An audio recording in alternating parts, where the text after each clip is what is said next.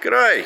Today we're doing a transmission service on a DSG 7-speed VW Golf. Now to fill these, you've got to remove your airbox and you actually fill them through the breather caps. There's two different sections. You've got the Mechatronic component of the transmission and you've got the gear component. This one's just for your gear oil, transmission DSG oil.